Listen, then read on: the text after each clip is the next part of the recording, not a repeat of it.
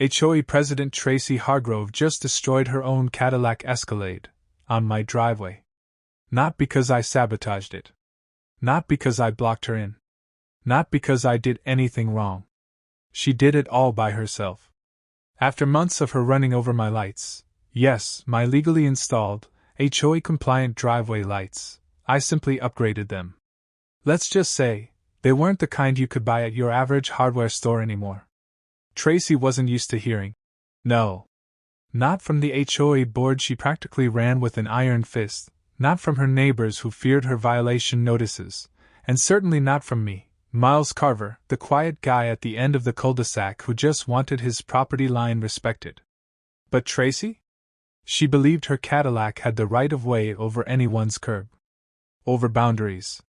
Over rules. The first few times she backed out of her driveway and accidentally crushed my lights, I gave her the benefit of the doubt. Mistakes happen. I replaced them without complaint. Then it became a pattern. Then she started smiling when she did it. And then the HOA had the nerve to send me a warning letter for obstructive lawn decor. That's when I realized it was never going to stop unless I made it stop. So I used the one advantage she never saw coming.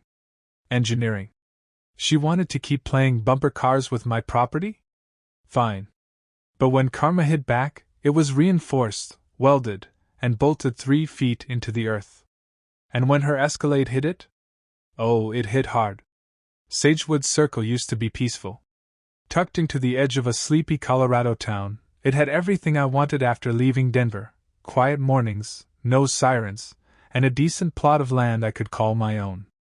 My house sat at the end of the cul-de-sac, backed by a small patch of forest and buffered from the world by a hand-built cedar fence I'd stained myself. I'd spent years making it mine. Landscaping was my therapy.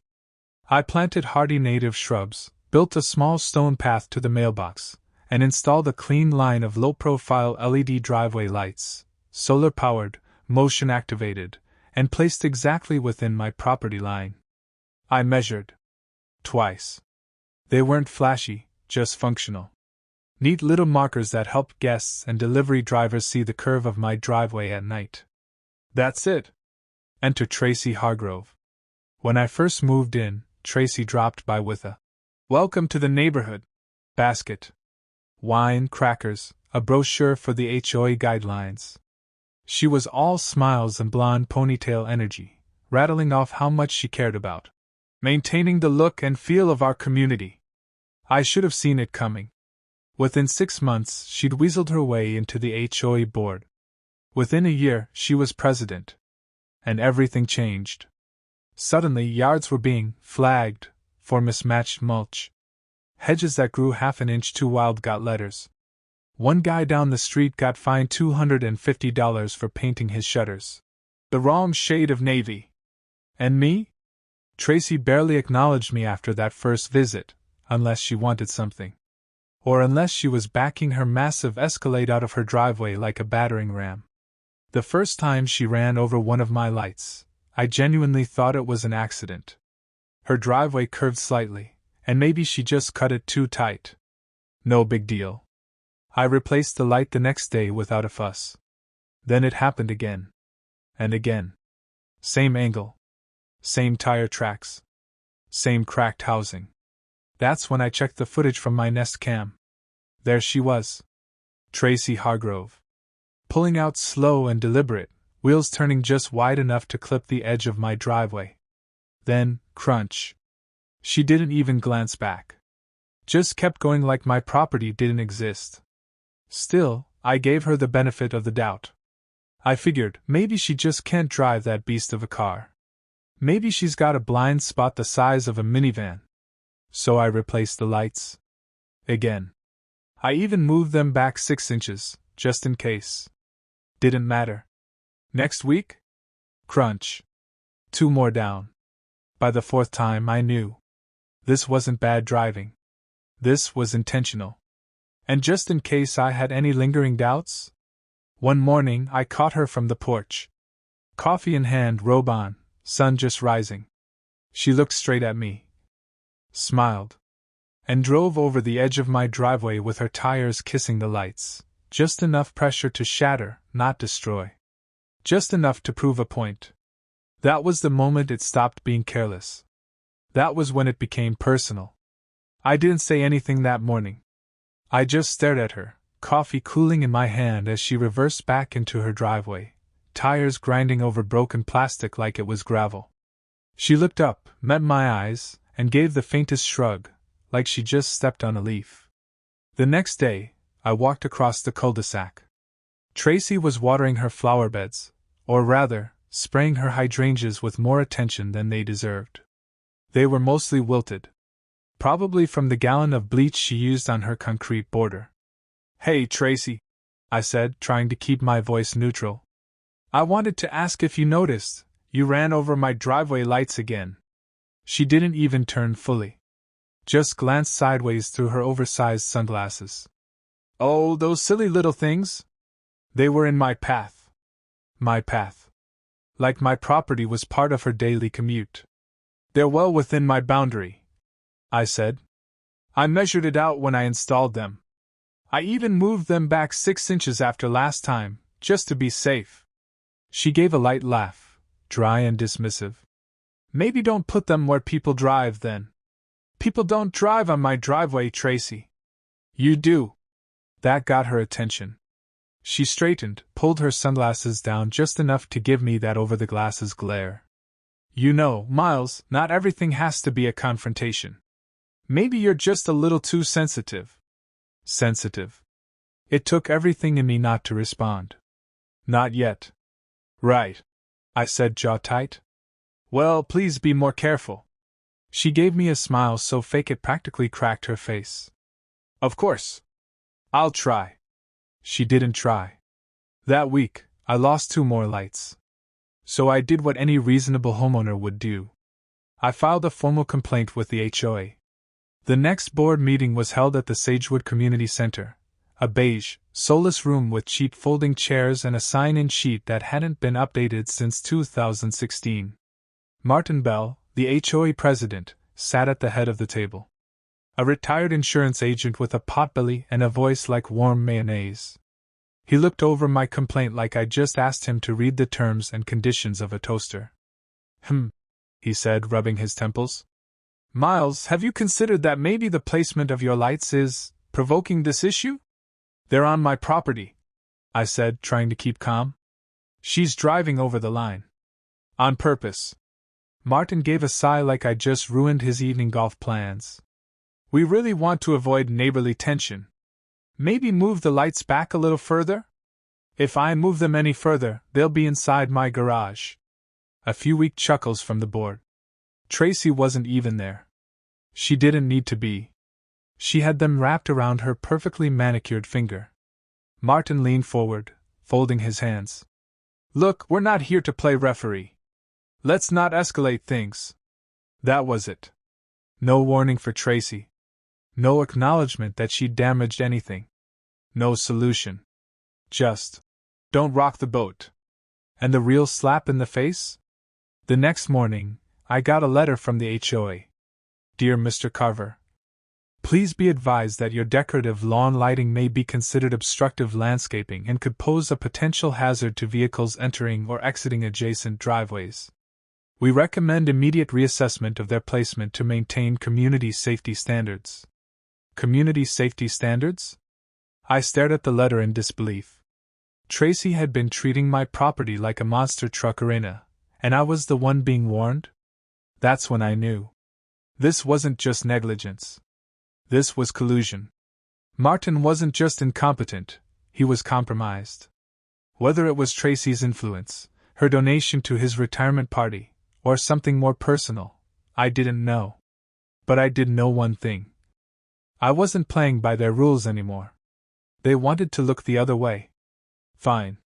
But I was going to make damn sure the next time Tracy crossed that line, she'd remember it. That letter from the HOA was the last straw. No more polite conversations. No more hoping the system would work. Tracy had made it clear she could do whatever she wanted, with Martin nodding along like a bobblehead in a suit. Fine. She wanted to play games? I'd play too. But I wasn't going to play fair. I pulled out my old laptop that night and opened a folder I hadn't touched in years, my engineering archives. Before moving to Sagewood Circle, I worked as a civil engineer for a logistics company, designing loading zones and protective barriers for industrial sites. I knew a thing or two about impact resistance. Driveway lights? Please. I'd installed bollards designed to stop forklifts dead in their tracks. The next few nights were quiet. On the surface.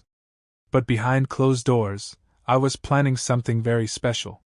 I combed through catalogs, safety forums, and even reached out to a contact from my old job.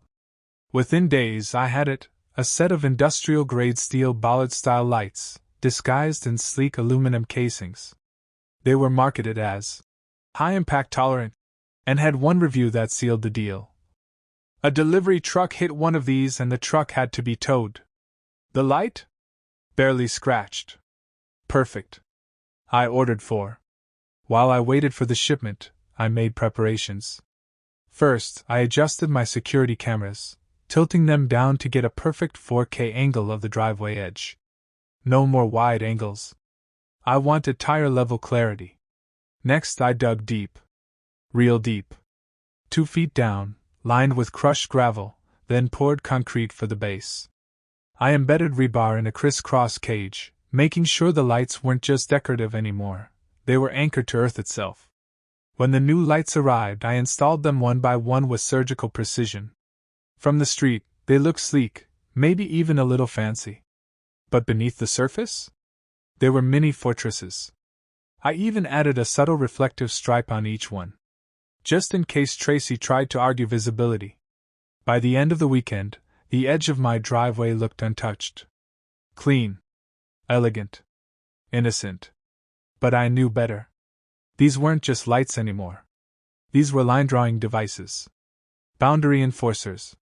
And if Tracy so much as nudged one of them with her overpolished Escalade? Well, let's just say the laws of physics wouldn't be on her side. I sat on my porch that night, coffee in hand, watching the last rays of sun gleam off the steel cores hidden inside those lights. If she hits this one, I muttered to myself with a grin, her Escalade's gonna cry. It happened 3 days later. A Thursday morning. The sky was clear, the birds were out, and I had my usual mug of black coffee in hand as I stood on my porch, casually observing the cul-de-sac like nothing had changed. But everything had changed. Tracy's garage door creaked open with its usual overdramatic hum, and out rolled the beast, her pristine, white Cadillac Escalade, polished to a blinding sheen like it was about to star in a commercial. I sipped my coffee. Here we go. She backed out slow at first, as usual, her ponytail bouncing in the rearview like a smug little metronome. Then, as if on cue, her tires jerked hard to the right, exactly the same trajectory she'd taken a dozen times before. Except this time. Boom crunch. The sound echoed through the cul-de-sac like someone had slammed a crowbar into a vending machine. I watched with quiet satisfaction as the Escalade's front right end lurched violently upward, then sagged with a terrible screech. The front passenger tire deflated on impact, the bumper crumpled inward, and the wheel well made a sound like metal being peeled back by a can opener. She'd hit it. Dead on. The reinforced bollard didn't budge an inch. It stood there, pristine, unscratched, defiant. For a moment, everything was still. Then the driver's door flung open, and Tracy came storming out like a woman possessed. Her mouth opened, but no words came. Just frantic, furious noises as she stared at the mangled corpse of her front end. She kicked the bumper. It didn't help. Then she looked up, and saw me. I gave her a friendly wave, like I was greeting a neighbor on a sunny morning. Her face twisted with rage. "What the hell did you do?" she screamed, stomping across the street like a toddler who'd been told no for the first time in her life. I raised an eyebrow. "Good morning, Tracy." "Don't good morning me, you psychopath! You put a—" She turned, jabbing a finger toward the undamaged bollard. "A freaking metal death trap in your driveway. A light fixture," I corrected, taking another calm sip of coffee. Just upgraded per your repeated interactions with the previous ones. She blinked, her brain clearly struggling to process the fact that she had just destroyed her own car on my property. You can't do that, she shrieked. Actually, I can, I said smoothly. HOA guidelines allow for decorative lighting as long as it remains within property boundaries and complies with safety codes. These do. I triple-checked. Her mouth opened. Closed. Opened again. You set a trap. I chuckled. Traps are hidden. That's a federally rated bollard light. Reflective strip and everything. You ran over it. She spun on her heel, whipped out her phone like it was a sword, and started barking into it. I caught phrases like, HOA violation, dangerous obstruction, and, he's gonna pay for this. Sure you are, Tracy. She stormed back to her Escalade and attempted to reverse. Big mistake. The front right tire was completely shredded. The vehicle groaned like a dying whale, and the bumper scraped the pavement like nails on a chalkboard. After 10 seconds of grinding metal and a frustrated scream, she gave up. Within the hour, a tow truck showed up. And so did the neighbors. People started gathering on their porches, pretending to water plants or walk their dogs, eyes fixed on the scene like it was live theater. The tow truck driver crouched down, let out a long, low whistle, and said loud enough for the world to hear, "Lady, you hit a concrete post?" Tracy fumed. It was a hazard. He did this on purpose. He glanced at the unscathed light fixture. Then at me, still sipping coffee with the patience of a monk. Be honest, whose side are you on? Comment 1 4 miles, 2 for Tracy. Looks like a driveway light to me. The chuckles from the neighbors were barely stifled. Tracy's face turned bright red. She muttered something unintelligible, then crossed her arms like a brat being sent to timeout while the driver hooked up the remains of her precious Escalade. She didn't say another word to me. But I wasn't done. As the tow truck pulled away with her SUV dragging behind it like a fallen king, I stepped back inside and opened my laptop. Email drafted. Subject: Security footage driveway incident documentation. Recipients: HOA Board, Community Oversight Committee, Neighborhood Forum Moderator. Attachments: Timestamp 4K video of Tracy deliberately steering into the lights. Still images with property line overlays. HOA lighting regulations, highlighted. Send. Tracy didn't know it yet, but her kingdom was already crumbling. By Friday afternoon, Tracy had gone full damage control. Word spread fast in Sagewood Circle. It always did. By the time the tow truck disappeared around the corner, half the neighborhood had already seen the footage, either directly from me or from a forward-happy neighbor who wasted no time in hitting reply all. Saturday morning, the HOA called an emergency meeting. Martin Bell, still clinging to his crumbling authority as HOA President, sent out a vague email titled, Urgent Discussion, Community Safety Concerns. No mention of Tracy. No mention of damaged property. No mention of the Escalade's public demise. But we all knew why we were gathering. I arrived 5 minutes early with printed copies of everything: video stills, maps, timestamp logs, the HOA guidelines. I wasn't taking chances. Tracy had ruled this board with an iron clipboard for too long. Today, the clipboard broke. The community center buzzed with low conversation as residents filtered in, many of them throwing me knowing nods and thinly disguised smirks. Even Martin looked uneasy, dabbing sweat from his brow as I sat down across the table from him. And then she arrived. Tracy Hargrove stormed into the room like she still owned it, sunglasses on indoors, lips pressed into a sharp line. She marched straight to the front and dropped a folder on the table with theatrical force.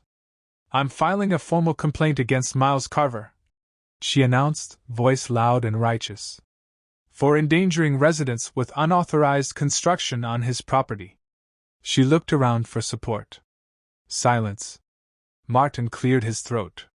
Before we begin, we need to address the footage that's been submitted. I leaned back, hands folded. Martin reached under the projector and clicked play.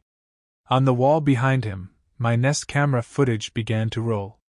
There she was, clear as day, turning the wheel directly into my driveway, crushing the bollard light, her front end collapsing with a sickening crunch. There was no ambiguity. No blind spot. No accident. It was deliberate. The room stayed quiet. The kind of silence that screamed. Tracy turned in her seat, color draining from her face. "That video is taken out of context," she snapped. Martin didn't look at her. "There are 6 separate videos, Tracy. All from different days. All showing you damaging Miles's property." Another board member, Denise from Lot 12, held up a printed image. "We also received overlays of property lines from the assessor's office." "Those lights? They're well within Miles's legal boundary." A third board member spoke up, James, a usually quiet guy who owned a Tesla and a bonsai collection. "I think we also need to discuss the precedent this sets. If a board member can repeatedly damage someone's property and then call it obstructive, what does that say about enforcement in this community?" Murmurs of agreement followed. Heads nodded. The dam was cracking. Martin finally turned to Tracy. His voice was low, measured. "Tracy, this is serious. You've knowingly damaged another homeowner's property multiple times. That alone qualifies as grounds for a fine under Section 8.1 of our HOA bylaws." She shook her head. "I'm not paying a cent for some trick lights." "You won't have to," I said calmly. "Your insurance company's already seen the footage. They denied your claim." Her jaw clenched so tight I thought her teeth might snap. Martin slid a paper across the table. "The board has voted unanimously to issue a formal fine of $5,000 for repeated destruction of private property and reckless operation of a vehicle within the neighborhood." Tracy stared at it like it was written in Sanskrit. "You've got to be joking." "Oh, we're not done," Denise said, flipping open a manila folder. "We did a preliminary audit of the HOA discretionary spending, since, you know, this whole incident raised some concerns." Denise pulled out a list. "Last quarter's expenses include a $1,200 payment to Zen Nest Yoga Retreats, which happens to be registered under your sister-in-law's name. Also, a patio furniture set from Artisan Home for $8,143, shipped to your address. And 2 round-trip tickets to Palm Springs billed as conference travel. Care to explain?" Tracy's mouth opened, but nothing came out. She looked at Martin. He didn't meet her eyes. She looked at the rest of the board, every one of them stone-faced. Then she looked at me. I didn't say a word. The board didn't need me anymore. She had done this to herself. Would you have done the same if you were in Miles's shoes? Just comment yes or no. "We'll be forwarding this to the treasurer," Martin said, now sounding almost exhausted. "And if necessary, legal counsel." Tracy sat back slowly in her chair. For the first time since I moved to Sagewood Circle, she looked small. Not the neighborhood tyrant. Not the power dresser with the HOA pin and the Prada clipboard. Just a cornered woman with no way out. The meeting ended with no objections. As I walked out, a few neighbors clapped me on the back. One even whispered, "You should run for the board." I laughed. One civil war at a time. Back at home, I sat on the porch with my coffee again, watching the street that had been her kingdom. It was quiet now. No Escalade. No clipped driveway. No Karen-in-Chief throwing shade disguised as community concern. Just peace. For the first time in months, it felt like my home again. The fallout didn't stop at a fine. Within a week, the HOA board quietly announced that Martin Bell was stepping down due to personal reasons. No one bought it. The truth was, once Tracy's misuse of funds became public, Martin's years of rubber stamping her decisions caught up with him. A temporary committee was formed to investigate the HOA's financials, restructure enforcement procedures, and, most importantly, restore trust. Tracy? She vanished. No more jogs with her color-coordinated water bottle and matching windbreaker. No more HOA emails signed, "Respectfully, President Hargrove." No more passive-aggressive inspections of people's lawns with a clipboard and tape measure. Her Escalade sat parked in her driveway for 3 days, lopsided and broken, before disappearing altogether. After that, a modest rental sedan took its place. But even that didn't last. 3 weeks later, a "for sale" sign appeared in her yard. No open house. No tours. Just a silent exodus. She packed in the middle of the day while most people were at work. But I was home, always watching from the porch with a cup of coffee and the same quiet satisfaction I'd had since the morning her SUV met the immovable light. She didn't say goodbye. She didn't wave. But as she pulled out of her driveway for the final time, in that sad little sedan, she slowed, just for a second, and glanced toward my house. I stood there, mug in hand, and offered her the biggest, most peaceful nod I could muster. No words. She drove away without looking back. And just like that, Tracy Hargrove, self-appointed queen of Sagewood Circle, was gone. What came next was refreshing. The new HOA board under interim leadership started enforcing rules fairly. No more mystery fines for slightly tall grass or wrongly painted shutters. No more power trips disguised as policy. Neighbors who'd once kept their heads down now walked with a little more confidence. And me? I became something of a neighborhood legend. People I'd barely spoken to before stopped by to say, "Hey, I saw the video," or "You really handled that well," or my personal favorite, "Where'd you buy those lights?" I didn't brag. Didn't gloat. I just smiled, nodded, and offered to send the link. A guy down the street even started calling me the Bollard Whisperer.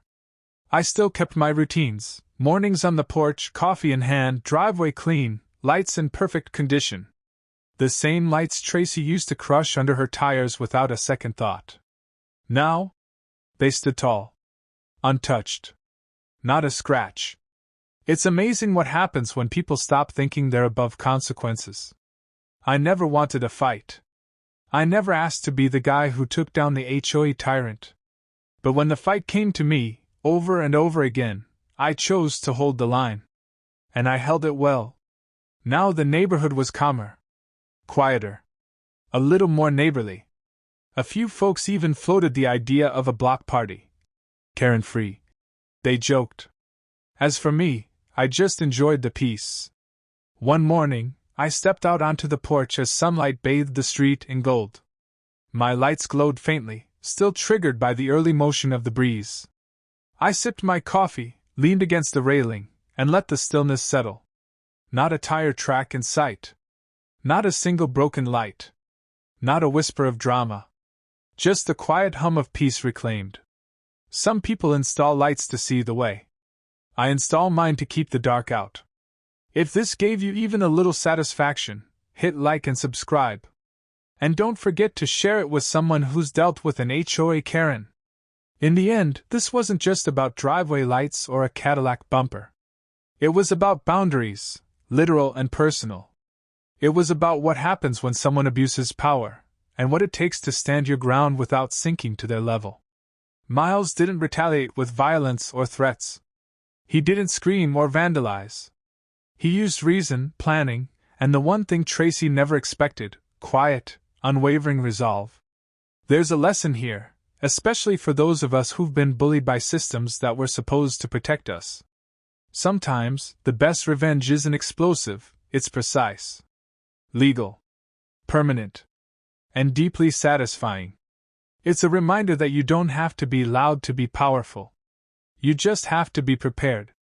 And when someone keeps crossing your line, maybe it's time you reinforce it. Not to hurt them, but to protect yourself. Because respect isn't something you demand with threats, it's something you earn by holding the line, and showing that no matter how loud entitlement gets, accountability will always speak louder.